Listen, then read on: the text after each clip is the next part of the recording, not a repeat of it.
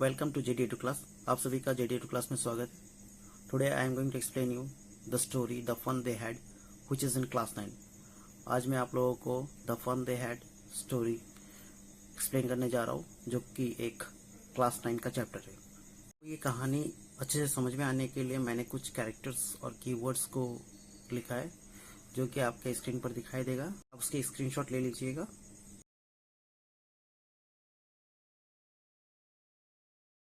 This is a futuristic story which is set in 2157 AD. In this story, it is described how the schools and the education system will be in the future. ये एक future में set किया गया story है, जो कि 2157 AD का है। और ये स्टोरी में बोला है कि हमारे जो शिक्षा और स्कूल्स कैसे होंगे हमारे भविष्य में। इसके जो राइटर है वो इसाक एसिमोव है। He was an American writer and professor of biochemistry at Boston university. अगर आपको ये वीडियो अच्छा लगे तो लाइक, शेयर, कमेंट और सब्सक्राइब ज़रूर कीजिएगा।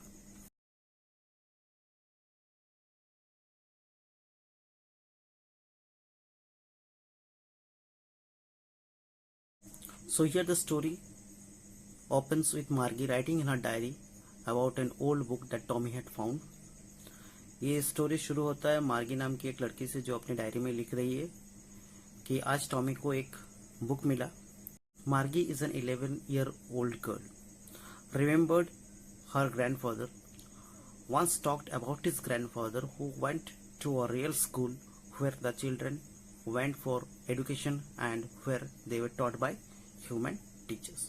मार्गी एक 11 साल की लड़की है, जो कि अपने दादाजी की बात को याद करता है कि उनके दादाजी ने कहा था कि उनके दादाजी के दादाजी जो स्कूल जाया करते थे, वहाँ उन लोगों को शिक्षा एक इंसान देते थे। The book was really old and the pages are yellow and cranky, which didn't exist in future. ये जो बुक मिला था ये पीला पड़ चुका था और ये भविष्य में ऐसा बुक नहीं मिलता था उनके ज़माने में। ऑलरेडी बोला गया है कि ये 2157 AD का है, और जबकि हालांकि अब हम 2020 में है। एजुकेशन इज कम्प्लीटली कंप्यूटराइज्ड और फ्यूचर में एजुकेशन टोटली डिजिटल सिस्टम का हो चुका है। उनके ज़माने में अब बुक नहीं रहता है। Tommy calls the book as waste because once it is read it is of no use, whereas their television screen has a million books and one cannot throw it away. Tommy बोलता है कि जो book होता है, जो हमारे ज़माने का बुक है, अभी 2020 में हम जो अभी पढ़ रहे हैं, इसको बोलता है कि ये वेस्टेज है, क्योंकि इसको एक बार पढ़ लेने के बाद आदमी इसको फेंक देता है।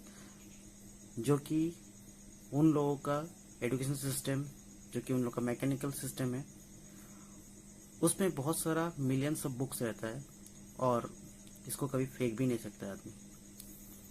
मार्गी टॉमी से पूछती है कि ये बुक जो मिला है ये किसके बारे में लिखा है। सो टॉमी उसको बोलता है कि ये बुक स्कूल के बारे में लिखा है। व्हेन मार्गी asks Tommy what the book is about, Tommy replies the book is about school. Margie hated school, but now she hated it more because she had been doing worse in geography test taken by the mechanical teacher. मार्गी school से बहुत ही नफरत करती थी, लेकिन अब वो और भी ज़्यादा करने लगी, क्योंकि वो जो ज्योग्राफी टेस्ट दे रहा था, जो कि उसका मैकेनिकल टीचर ले रहा था, वो बहुत ही खराब करते जा रहा था टेस्ट में। Her mother sends the mechanical teacher for the county inspector, who is a round little man with a red face and a whole box of tools with dials and wires. मार्गी की जो mummy है वो mechanical teacher को county inspector के पास भेजता है, और काउंटी इंस्पेक्टर कैसा है दिखने में, राउंड और कद में छोटा है, और उनके पास एक बॉक्स है और उस बॉक्स में बहुत सारा वायर्स और डायल्स है। He sets it right within an hour and tells Mrs. Jones, that is Margie's mother, that it was not the fault of Margie. It was the fault of the geography sector, which was geared too quick for an average 10-year level. So county inspector कहता है कि ये गलती मार्गी की नहीं थी और ये गलती ज्योग्राफी सेक्टर का था, जो कि कुछ ज़्यादा ही स्पीड अप था, जो एक 10 ईयर बच्चों के लिए होना चाहिए। और कहता है कि अब मैंने उसको सेट कर दिया है एक 10 ईयर एवरेज लेवल के स्टूडेंट के हिसाब से। Margie becomes curious to know about old schools.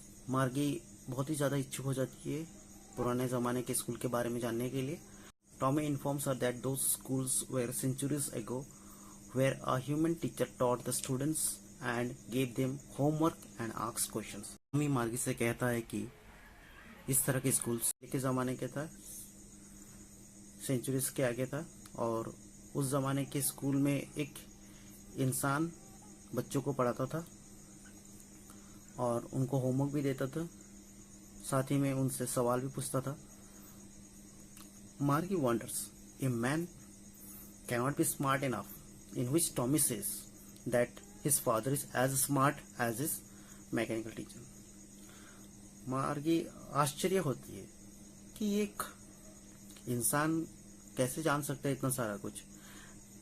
तब टॉमी मार्गी से कहता है कि मेरे पापा भी उतना ही जानता है जितना एक मैकेनिकल टीचर जानता है। मार्गी thought the teachers lived in the student's house, in which again Tommy says that the teacher taught the students in a special building where kids of same age learned the same thing. मार्गी सोचती है कि teacher शायद students के घर पर भी रहता था। तब टॉमी उसको जवाब देता है कि टीचर्स उनको एक स्पेशल बिल्डिंग में पढ़ाता था, जहां सब बच्चे वहां जाते थे और इकट्ठा होकर एक साथ पढ़ाई करते थे। एक ही एज के बच्चे जाते थे और एक ही चीज को पढ़ते थे। Suddenly Margie's mother calls her, as it is Margie's school time, which is right next to her bedroom, and the mechanical teacher is on and waiting for the arithmetic lesson on addition of proper fractions.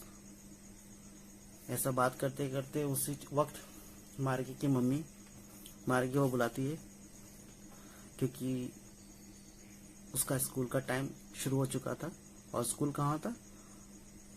Next to her bedroom, उसके bedroom के साथ ही था। और उसका जो mechanical teacher है वो ready है, उसको आज अरिथमेटिक लेसन के ऊपर प्रॉपर फ्रैक्शंस सिखाने वाला था। She puts her homework in the slot and starts thinking about the old schools where the kids from the whole neighborhood came laughing and shouting in the schoolyard, sitting together in the schoolroom and going home together at the end of the day. वो अपना homework slot में डालती है और उसके बाद सोचने लगती है कि पुराने ज़माने के स्कूल तो बहुत ही अच्छे थे, क्योंकि वहाँ पे सब बच्चे, पड़ोस के बच्चे एक साथ जाते थे स्कूल, हंसते थे, खेलते थे, बैठते थे, अपने स्कूल यार्ड में मस्ती करते थे और स्कूल खत्म होने के बाद एक साथ घर निकल जाते थे। She thinks that those schools were far better than her present schools as they offered great fun to the students. वो सोचती है कि पहले जमाने के स्कूल बहुत अच्छे थे उसके प्रेजेंट स्कूल के कंपैरिजन में, क्योंकि वहाँ सब बच्चे एक साथ मस्ती करते थे। सो इसी के साथ ये स्टोरी खत्म होता है। I hope you understood the story. मैं आशा करता हूँ आप सभी को ये स्टोरी समझ में आया। बहुत ही जल्दी आप लोगों से फिर से मैं मिलूंगा एक नए वीडियो के साथ। Thank you.